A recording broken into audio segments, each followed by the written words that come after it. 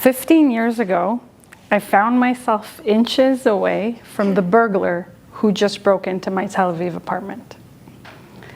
I found something out about myself that I never knew before. I can screech really, really loud. Screech? Screech. Do you know what it sounds like? The moment I let out a scream, he fled, and nothing happened, thank God. Or at least I wanted to believe that nothing happened. Later that day, I called my friend, and I wanted to share with her this horrible story. And she said, "Oh my God, it's so amazing that you screamed, good for you." And I was like, what? And I told more and more friends during the week, and everybody had the same response. Everyone was so proud of me for screaming. I felt like I was getting nominated for some award just for making some noise. So my first question to this group is, would you scream? Raise your hand if you think you would scream in that moment. Raise your hand if you think that you couldn't scream in that moment. Why? For those who chose that they wouldn't scream. Carly, do you want to start us off? You're just like frozen. Any others? Gigi? Frozen. Frozen? Yeah. Panic. Panic. 70% of people actually freeze in these situations. I had an experience that stayed with me, but I very much tried to push it away. To be honest with you, only close to 15 years later, around October 7th, did I finally decide to face the realization that was deep in my subconscious all along, that the only barrier between myself and the outside world is a very thin door. I took Muay Thai. First, I went to the co-ed classes, men and women, about 15 men, less than a handful of women. Eventually, I found out that there were women's classes too. I thought, okay, great. I'll go to the women's classes. I'll feel more comfortable. It'll be a great way to get into my foundations. And I was struck by how different the classes were. Now, it wasn't the skill and it wasn't the power. The actual owner of the gym was a woman, one of only 5 women owners of Muay Thai gyms in Canada. The difference was the volume. In the men's class, every time anyone kicks and punches, the screams and the grunts are visceral. Ai, kai, arr. In the women's class, very silent. I was like, what is going on over here? The instructors, they also try to get the women to make noise. Come on, make some noise. It's really important. You got to do it. I've been going to the women's class for 6 months, and every single week, I'm shocked by how quiet it is in comparison to the men's class that I went to just a few days prior. So I looked it up. I was like, do we really need to scream when we kick? Why is it so important? Maybe women just don't need to do it. And I found out some physiological benefits. First, when you make these sounds, it engages your core. Like kai or ai really engages your core. Next, your response, your kick or your punch are actually stronger as a result of it.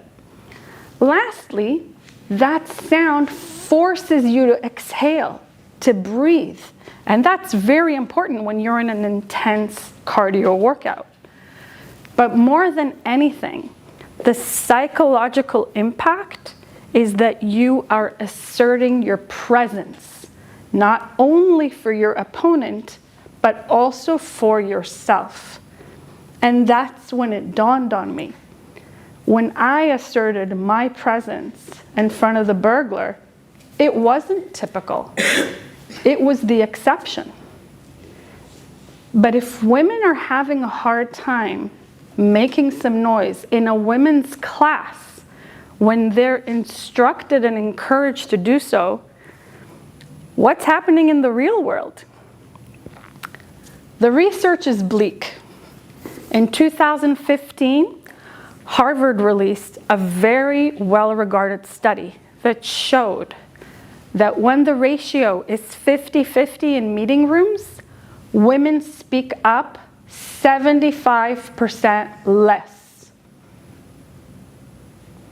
They are interrupted 33% more than men, and they are interrupted by both men and women.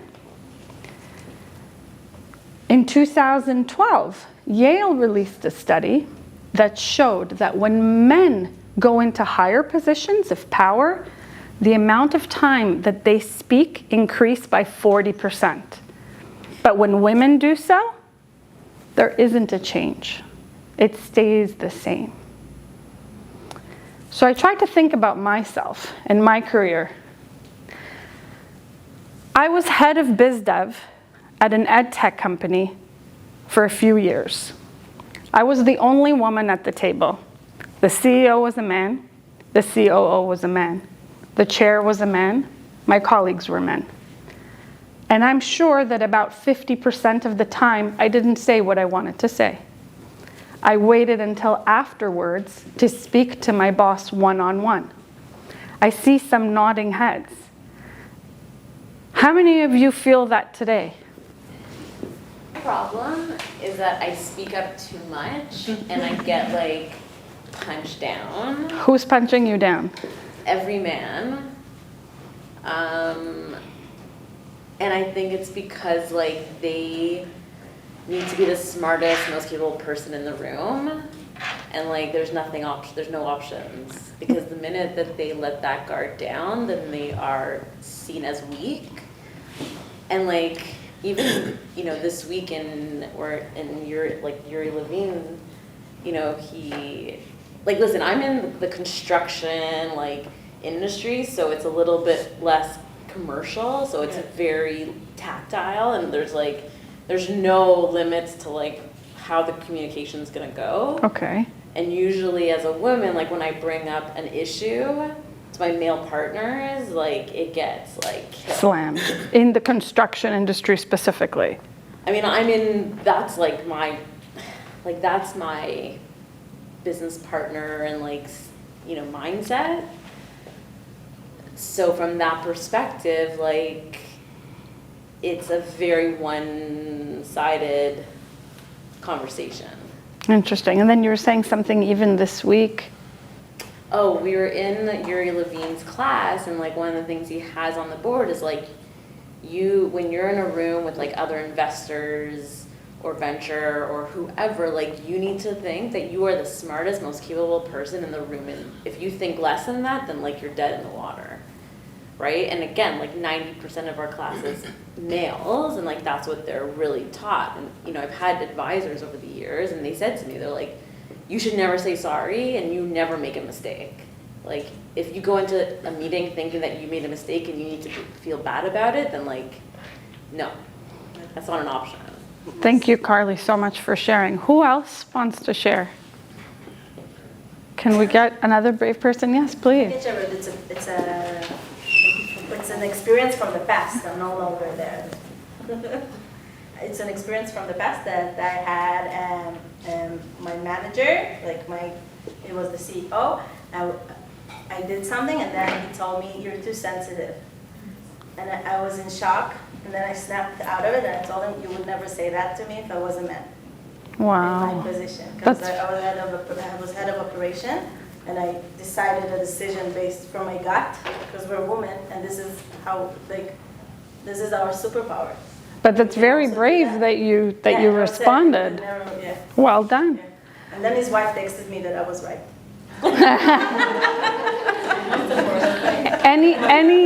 Any of our virtual peers who want to share?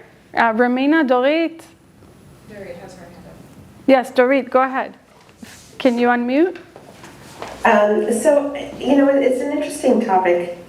I feel like maybe in my younger years, as a CPA, working in a CA firm at the time, perhaps I felt, and it's hard to know, is it because I was less confident, or is it because I was female? And I'm really trying to digest this and be introspective and think about it, because now in my career, I am more outspoken, and I wonder if it's just the evolution that maybe women need a longer time horizon to gain confidence. I'm not really sure what it is, but I can certainly relate back in the day when I worked in a more male-dominated industry. I feel that less today in ed tech than I do than I did back then, but I'm not really sure the cause of it. Yeah, thank you. And that's a very valid point, right? Yes, the conditioning is there, but some people feel like maybe it doesn't have to do with the gender. Maybe it's about their experience. Maybe it's about a dynamic that doesn't have specifically to do with the gender, but is rather about roles. There are mixed. I see the faces. There are definitely mixed feelings about it. Certainly, one cannot ignore research that says 75% less. It's difficult to ignore that. I see Romina's hand is up. Romina?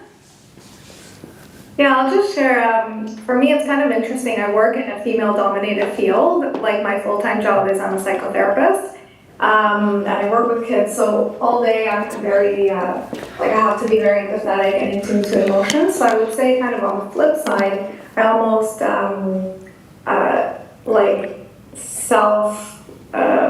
I can't find the word right now, but censor myself out of fear of saying the wrong thing, rather than feeling silenced by other people, if that makes sense. Definitely. And I find that translates into where I'm working with now, stepping into entrepreneurship and worrying about that. I'm gonna say the wrong thing and how that will be interpreted.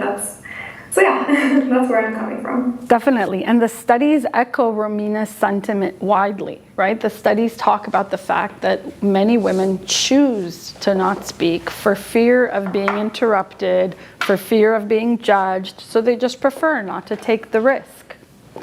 So the first exercise that we're gonna do today, if I can get the exercises up here, please. We're gonna get into groups of threes, okay? So find some people who you wanna work with. And the first thing that we're gonna do is actually talk about that moment where I decided not to speak, or I felt like I couldn't speak. So you're gonna tell us what happened, what was the context, we're gonna share it with each other. And then in the second part of this exercise, we're actually gonna rewrite the moment. And we're gonna come up with what would we have said, okay? So grab a pen and paper, let's hear from the different groups. Let's start with Marley's group over here. If you can share with us maybe one of the moments that you guys decided to talk about of not speaking up and what you would have said instead. Well, we didn't make it completely through the exercise, but maybe we can try to talk Yes. about it. So I think I'll use a moment shared by Sure, let's all listen. Online people need a few seconds to join. Sure. They need a few seconds. Let's give Marley, you can prepare, and the online people are coming in a few seconds. They're joining. Here, I think they've joined us. Wonderful. Welcome back. Recording in progress. All right. Welcome back. We're just taking some shares from the groups, and then we'll come to you online. Marley's group, if you can get us started. Okay. So let's just say one experience that Sasha shared is a case of a bad manager and one who perhaps was too hard on you and said things not relevant or applicable to the situation. And I think at the time, if I were to put words into your mouth, she was shocked. So she found it hard to speak up, and similar to the situation I shared, hard to speak up as well. You're just kind of, you don't know if it's going to make things worse. So I think in both of those situations, we remained pretty quiet. And if you could go back and change it? Do back again. I sort of ducked under my situation. If I could go back and do it again, I think I would have been a little bit more assertive in terms of not so much what I was saying to the individual, who was also male, but the way I said it and the way I came across. I sort of just took the project and gave it to someone else on my team, instead of properly, stepping in, maybe explaining why I was doing that or giving my feedback and then doing the handoff. Thank you. Thank you for sharing. How about this group? We didn't quite make it all the way through either. That's all right. Do you want to share? Do you want to just share the moment that you thought of where you didn't speak, even if you didn't rewrite it? That's okay. Yeah, well, mine is a little bit more political and, okay. Yeah, basically I was working at the University of Toronto, and it was after October 7th, and it was my last week in this job. This was back in 2024. Yes. And it was my last week in the job, and I was working on a marketing campaign for the varsity athletes. And we had our sponsors, and some of our sponsors brought an athlete that was Israeli, and we had recorded the athlete doing the sports alongside everybody else, and he had an Israeli flag on his arm. And up to that moment, we had put a lot of campaigns up that included people in cafeas, and this was the first time we had captured an athlete wearing an Israeli flag. And so the team chose to completely cut out the athlete out of the campaign because he showed an Israeli identifier, even though we had many times in the past put people in kefiyas in the campaign. And I chose not to say or do anything about it because it was my last week at the job. Right. And I didn't want to get into a big fight right before I left the position. And if you could redo it, would you want to do something differently? That's why I was telling them I'm not sure. I would have perhaps brought it up in private. Right. It's tough. It's a tough one. Any responses?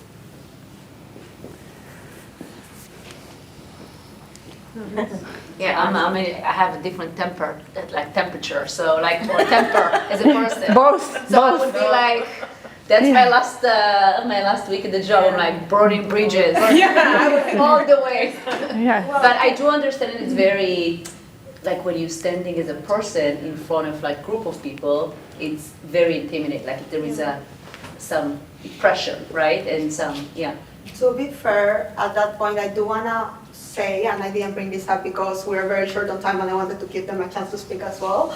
I didn't. I know, I feel bad about that.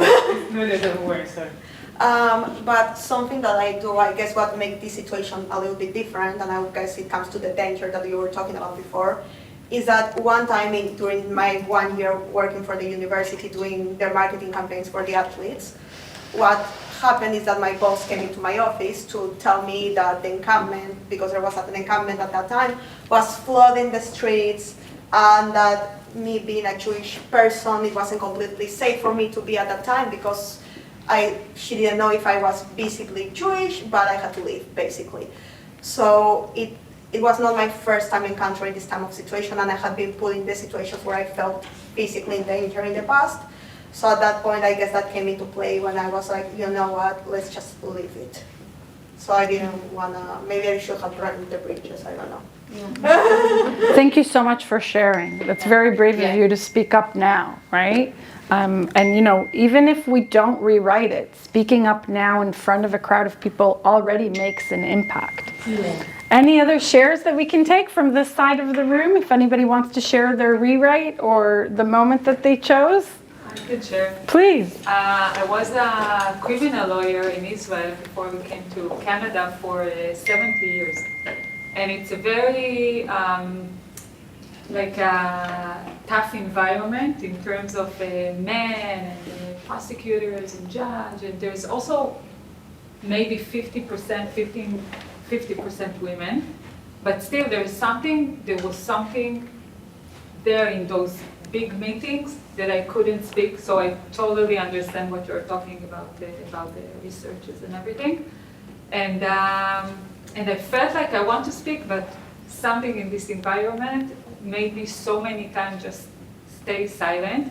I don't know why it is. Maybe because I grew up with 2 brothers, and I don't know why it was like this, but this was the situation.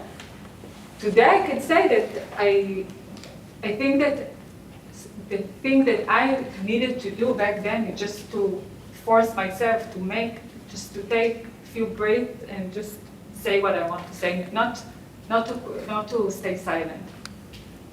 Good. Excellent. I want to move on to our I want to second move on to our exercise. second exercise. Oh, the clicker's not working? Okay, well, we'll give it a Okay, moment. well, we'll give it a moment. So for our next exercise, So for our next I actually exercise, I wanna talk actually about want to talk about when we noticed that someone else didn't speak up or didn't say what they want to say. So I can share something that happened to me recently. I was at an event last month, and someone very much wanted to ask the speaker a question, but she didn't get picked.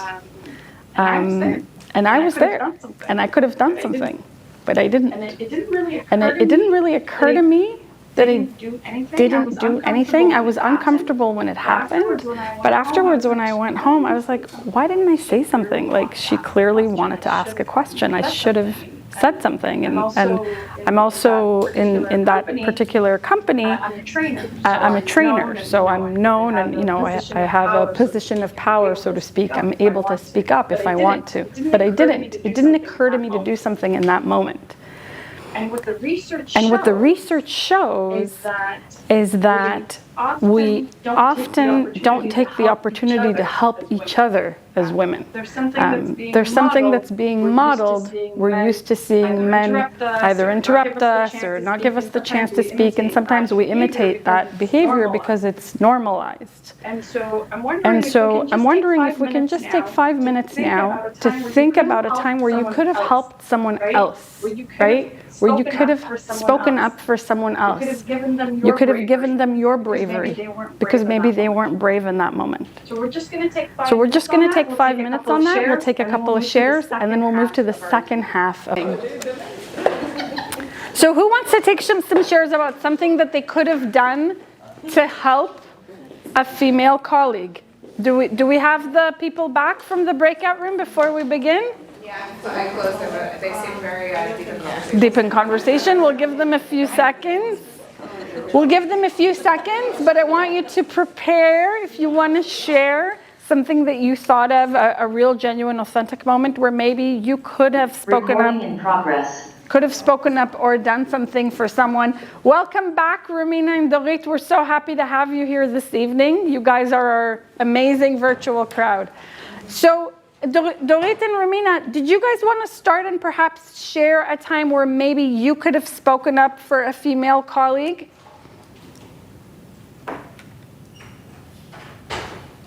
Sure. Great.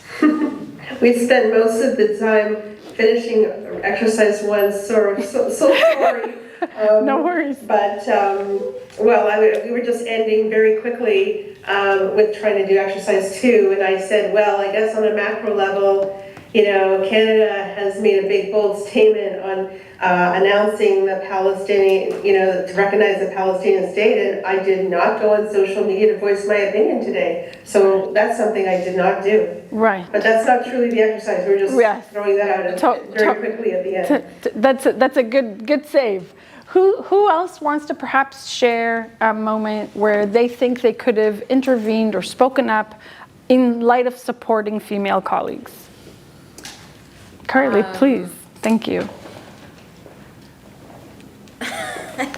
Okay, so I think in my experience, the people that I have a strong voice towards definitely do the same thing to me, do it to other women and other colleagues. And so, there's definitely more opportunities where that the situation has occurred where they were personally beaten down, and I could have voiced my dismay with it and didn't. For fear of backlash, creating more drama in the meeting. Right. Yeah, it's a question, where can we maybe speak up and do something different, right? Even if it's in a small way, in baby steps. Anybody else who wants to share an insight, a thought? Okay, so we're going to move to the second half. I'm told I need to touch the screen and that then it will cooperate with me. Ta-da! So we're going to move to the second half. Now that we've talked about silence and speaking up, I want to focus on the speaking up part and focus on the how to level up your confidence and the way that you're speaking up when it's time to say something. So specifically, the thing that I want to focus on is how you introduce yourself, which, funnily enough, I got to see today. How many people maybe felt that they could have done something better or more confident and were kind of maybe nervous when they introduced themselves today? Raise your hand. Okay, we've got lots of hands who want to work on this. Amazing. So, one possibility for you when we're working on this right now is to choose the intro. It's what I recommend. I recommend working on how you introduce yourself. I do this a lot with people. If you want to introduce a product instead or something else that you're really passionate about, you don't have to work on the introduction, but I do recommend it. Here's what we're going to do. For the first part, we're actually going to get into a deep dive and talk to our colleagues and answer 3 questions that I will introduce in a moment. For the second half, we're going to get up, we're going to push the tables to the side. These tables have a really neat trick. They pull right up and then they line up super easy. We're all going to push them aside. And then we're going to spend about 20 minutes or so working on how we deliver that introduction.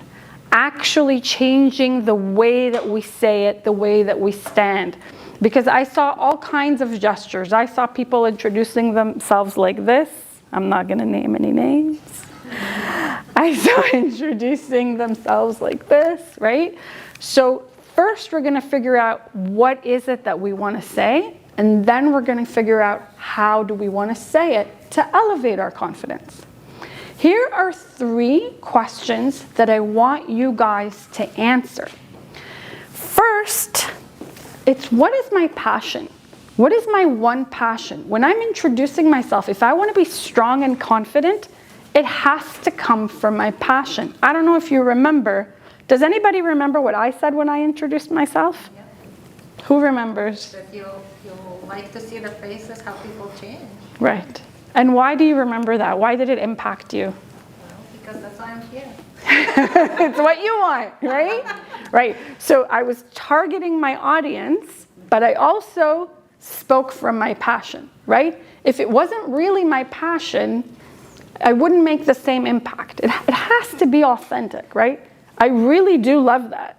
We'll be authentic only if it's your passion. That's right. You can't fake it. That's right. You can't fake it. Yeah. You can try. It won't come off well. It won't be natural, right? That's right. People will see through you. So the first thing that I want you guys to answer is, what is my passion? And if my passion, isn't my job, that's fine. You don't have to introduce your job when you're introducing yourself. We can work around it. The second thing is, what's the one thing I want to be known for, right? Maybe you're a coach. Maybe you're a senior leader. You do lots of different things. What's the one thing you want to be known for? For me, I like to be known for the fact that I change people's confidence so much so that they realize it.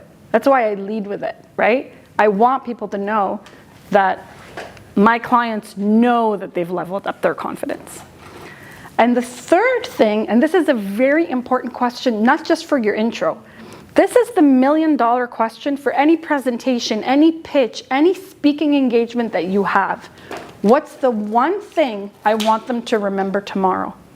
Because what most people do is they say to themselves, what do I want to say? Oh, I have to introduce myself? What do I want to say? What information do I want to deliver? No, that's the wrong question to ask. The question to ask is, what's the one thing I want them to remember the next day, 24 hours later? Because what happens during that time? It's gone. It's all gone, right? Research shows that within an hour, 90% of what you said is forgotten. So you have to decide what the 10% is. You have to work your way back. When you find out what the 10% is, then you work your way back and you weave that in to your first breath. You Open with that. You don't wait 2 minutes and bury it somewhere, right? Dig it deep. So we're gonna answer these 3 questions right now in our group. We're gonna get some time because we wanna do it about each and every single one in the group. And then when we have so much information, because we answered so many questions, with our peers, we're gonna take power and delete. We're gonna cut, and choose 3 sentences that are super strong and nothing else. Maximum 4. Because I see people being like 3, right? We want to get it into 30 seconds, more or less. That's what people are going to remember. So you're going to answer these 3 questions, you're going to talk, vomit it out, and then you're going to be a ruthless editor and you're going to chop it down. Once you have your 30 seconds, we're going to move the table, we're going to make some noise, and we're going to deliver it confidently with all kinds of really neat tricks and strategies that I'm going to show you. So take some time to answer the questions.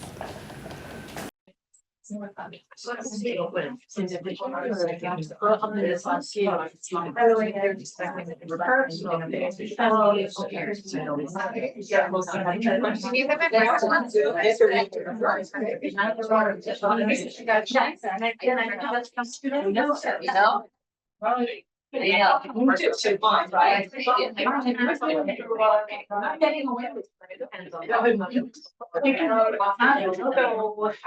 Your intro. We're gonna take your intro that you crafted, and now we're gonna work on the.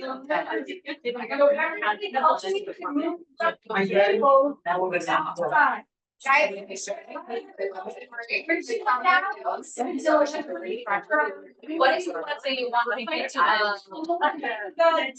what is the one thing I want to be? Can somebody show us? I heard that. Can somebody show us how this one thing is done? Yeah, when we know. Yes. Elizabeth, can you tell me how to close the table? So everybody, Elizabeth, you're gonna tell me how to close the table. Down here. So make sure to put the break, otherwise we'll scratch. Leave the brakes on. The brakes on. You don't have to, you can put it against the wall and then. It's one of the less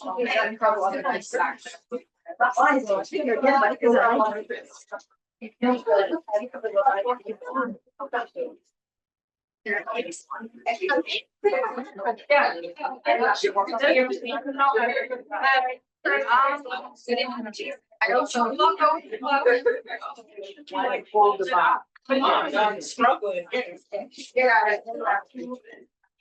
Oh, really, Sullivan? Like, really? Yeah, look, she got it. So I'm going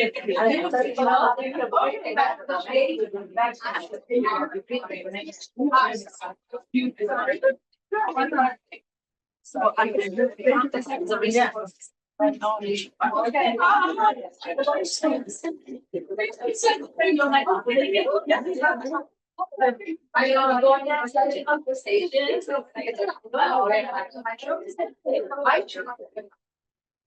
let's put our papers down for a moment, and I want to create a circle. Everyone come into the circle before we work on how we're going to deliver it. Everyone come today.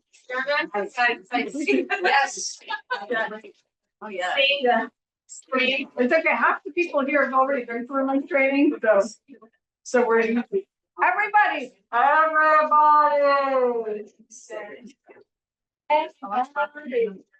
Okay. What if the online people doing now? Are they doing a circle? The online people are going to stand up. The people online, I invite you to stand up and work with us. Omina, Dorit, Nama, I invite you to come on your feet and do it with us, okay?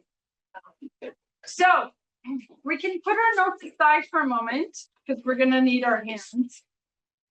One of the things that we're finding, and you know, I see You can move the chairs from there. You're not gonna bust.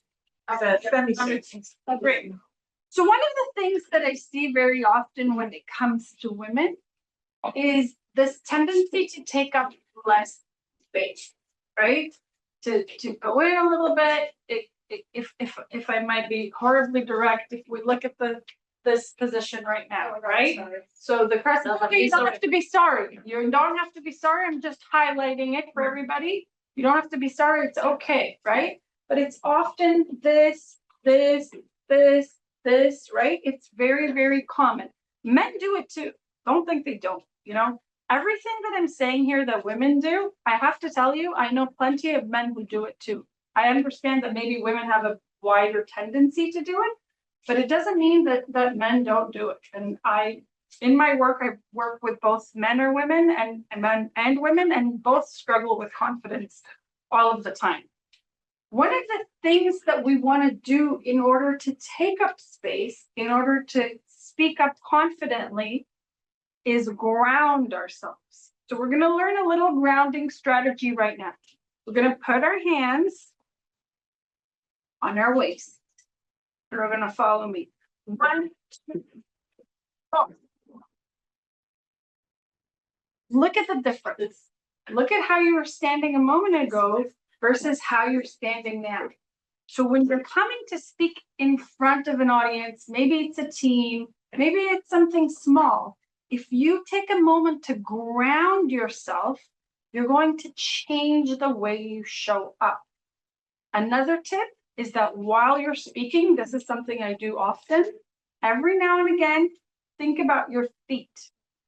If you think about your feet and you ground your feet, automatically your back straightens up. It's just automatic, right? Think about your feet, up, there I go, I'm back, right? Engage your core. Yeah, you have a yoga instructor. What do you do with your hands? Great question. What do you do with your hands? Holding your phone. Or your pointer in my case.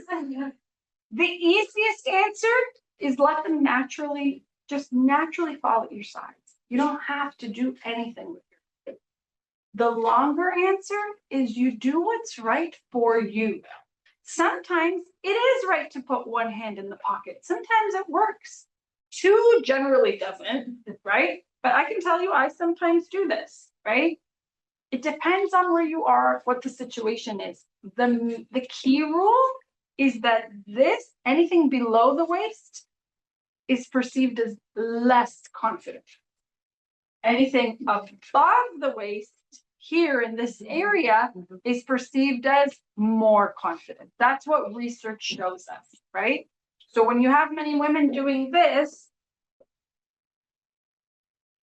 doesn't show up as well as this or this, right? So this is something that I want you to think about as we go through our exercises. Where's my pointer? Right here. Our first exercise is we're going to do the power pose right now. And then we're going to deliver it in a powerful pose, our intro to our group, in our same group of 3. So let's look at the power pose for a moment together. We're going to start with the grounding again. 1, 2, 3, and up. Research shows that if you do this for 2 solid minutes, Maya, you're going to do it too. It will change your presentation because it will change the hormone levels in your body. So before you're coming to speak, even if it's a small group, go to the bathroom, spend 2 minutes doing this, and then come in. So we're going to split into our groups of 3s. And our goal right now is to deliver the intro while standing strong. You can even do it like this. I don't care. You can do it like this. You can do it like this. Pick a pose that you want to, a powerful pose, and deliver the intro to your colleagues in your group and get some feedback from them. Just the pose, then we reconvene. Let's go. Just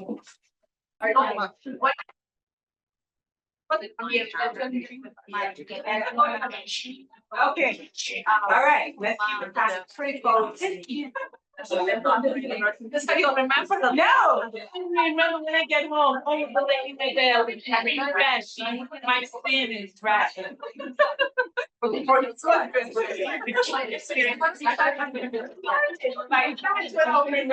my God, I don't really, like, trying to. My skin is built up.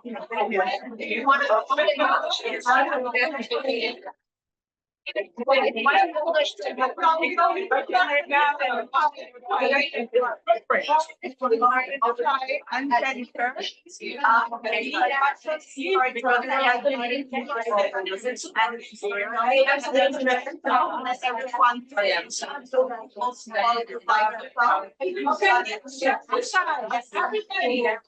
Everybody, next exercise. It's funny because I got this I was like, Elizabeth, I can't get the, I just. I never listen and tighten it up because I can't. That's just because you don't, So for the next exercise, what we want to do is make sure that we connect. It's fine. It's fine. We'll leave the three if that's so that I don't. The second one, what we want to do is connect. What does that mean? What does that mean that I want you to connect with them? Eye contact. Okay, what else? Create trust.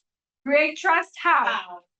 When you're looking at someone, so it's more convincing. Okay, so eye contact creates trust. How else do I want you to connect with them? Other than eye contact. Say something that they can relate. Right, so that's in the talking points, which we already took care of the talking points. What else can we do? Gestures. Right, facial expressions, gestures, obviously. She's raising her. Sure, so, Elizabeth, do you want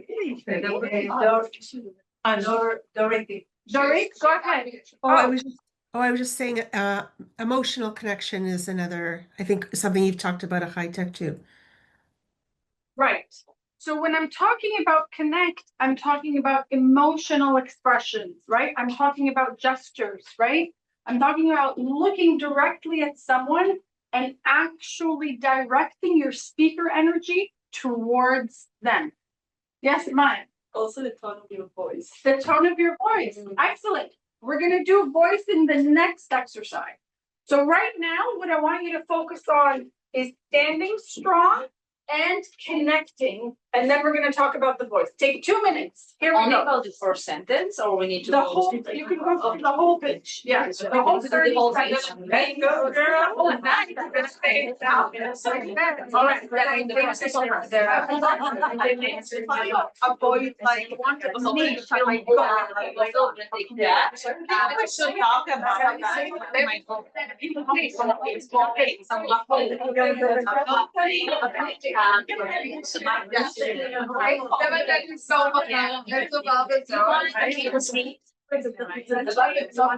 I know, right? most aggressive.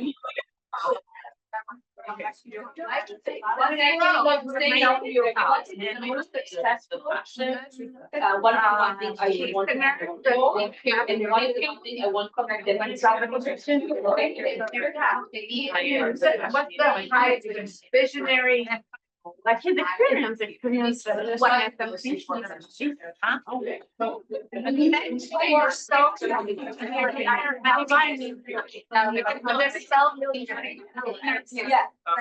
My journey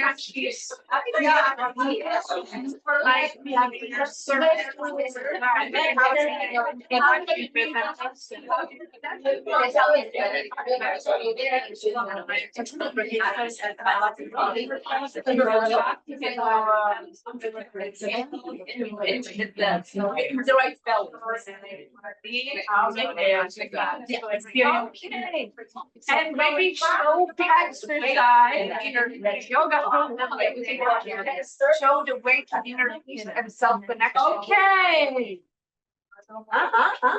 Yeah, but for myself, I cannot do it. And the last exercise we're gonna use to put all of this together is our voice. What do you think is the biggest difference between men's voices and women's voices? Pitch, right? So there's research that shows that part of the reason that men could disregard what women are saying has to do with the pitch and the conditioning to hear the deep voice, right? I think it's bullshit. But I do think that speaking from your belly is very important. There are many women who have a tendency to speak up and they speak in a very high-pitched voice and they end their sentences going upward like it sounds like a question versus speaking from your belly, which is a much more confident and authoritative voice. How do we do that? I'm going to give you a quick exercise. You're going to take a deep breath in, and then in your groups, you're going to deliver a full sentence while holding the breath. Allow me to demonstrate, okay? My name is Talli, and I'm a communication coach. What does that do? A, it forces you, when you're holding your breath, to speak from your belly because your breath and your core are engaged. B, it forces you to exhale. And then instead of saying, you're exhaling. There's silence. There's a pause. So two things. One, we're engaging our core. Second, exhale, pause. And then we go to the next sentence. You only have 3 sentences. So this is the final exercise that we're doing today. And when we're done with that, whoever is brave, I will invite them to come and present their intro in front of everyone. Just 30 seconds long. Whoever is brave, no pressure. All right? So go through the 3 of you now, breathing in, saying a sentence from the page, from the intro, releasing. Here we go. Okay. Yeah, now's your time. Okay. So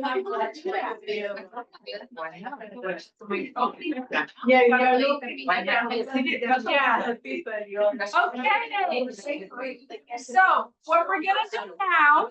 So wait, I don't know what should be. I don't have a team. Maybe we should. So what we're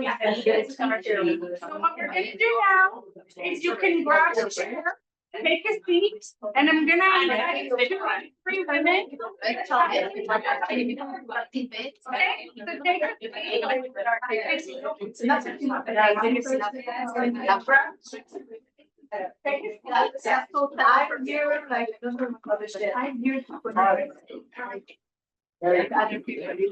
So when we started today,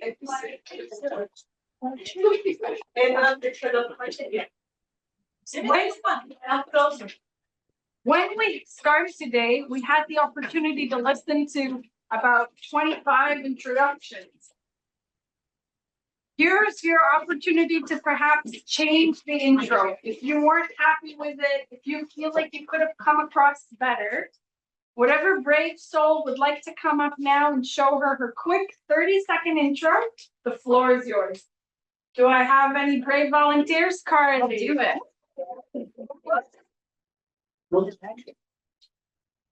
Where's that person that stands behind you is like better like it? No one? No? Okay. Let's do like You don't have to. Okay. Whatever you want. Do I have to say my name? I guess I do again. Yeah, whatever you want. You don't have to. Okay. I'm Carly Nimpine. My passion is building beautiful spaces for people to connect in. The only thing I want to be known for is building community.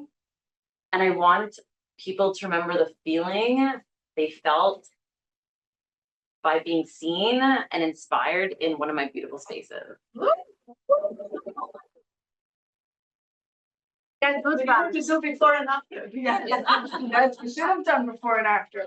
Okay, next person. Yes, say that. Woo, woo.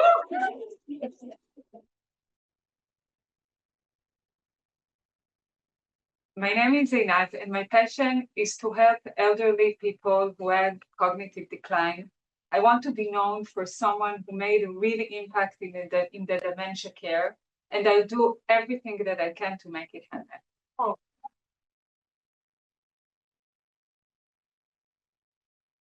Two more. Yes, please. Remind us your name. Jen. Jen. I'm proud of you, Jen. Woo-hoo. My coach. Jen, let's do the dance. Hi, my name is Jennifer. I'm a writer, marketer, and storyteller, and I'm passionate about improving people's quality of life. And I want to be remembered by by being someone who is determined and who's open to new experiences.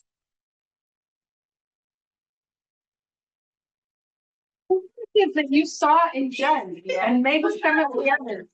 What is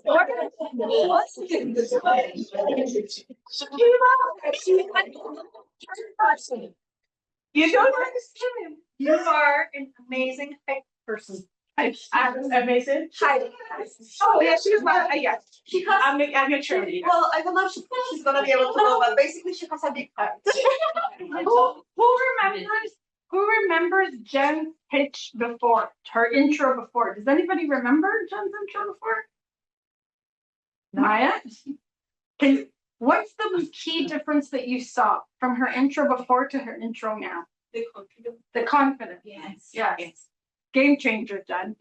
What about the other two that you saw? Did we feel any big difference? There's a clarity in what they wanna. What do they want to convey? It was clear what they were trying to say. What were you going to say? No, sorry. You were going to say something. Amazing. So, Dorit and Ramina, would you like to do your intros as well?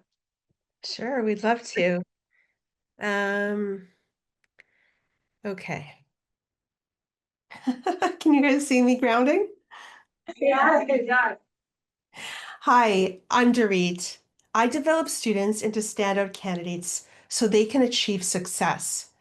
But when I think about success, yes, it's about maximizing earning potential. It's about reclaiming your time. It's about accumulating knowledge. But much more than that, it's about guiding students to redirect that money, time, and expertise back into their community to make a lasting impact. The key to building a meaningful legacy is clarity, and that's my mission.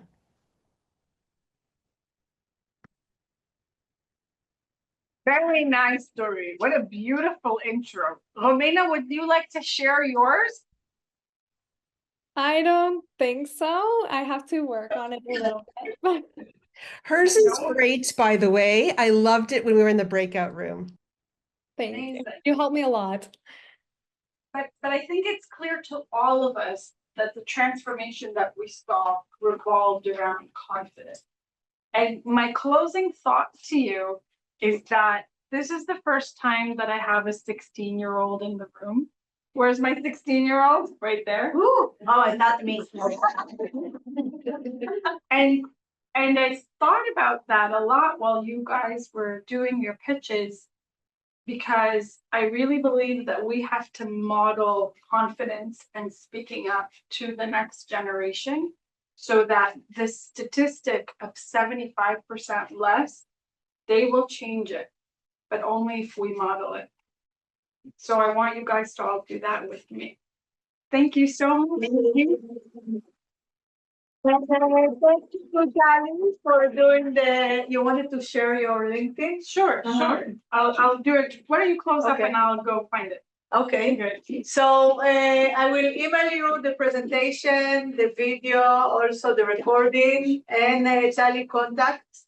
Okay. If we can now, you are welcome to enjoy the rest of the food. If we can, Elizabeth, we need to put the tables back, right? Yeah. So if you can help just bring the room back to where it was, and stay and connect and exchange contacts and find your like 2 to 3 people power group that will support you and help you and open door for you wherever you are. This is the idea of this weekend, to find these inner circles to support each other and to grow together. Thank you. I put my LinkedIn up here. My website is actually under construction. I'm changing it. I put my listing up here. It's easy to find me. If anyone is interested in getting my newsletter and getting, updates and strategies that I send out regularly, just drop me a line with your email address and I'll be happy to add you to my list. And you can always reach out to me. I do discovery calls, like 30-minute complimentary discovery calls for people who are interested in getting into a process. So that's an option that's available to anyone who wants to actually get into a process and engage. But more than anything, I want you to take what you learned from today and apply it. Apply it to your next meeting, apply it to the next time you have to speak, and see for yourself what the impact will be. You guys did amazing work today. Thank you. We're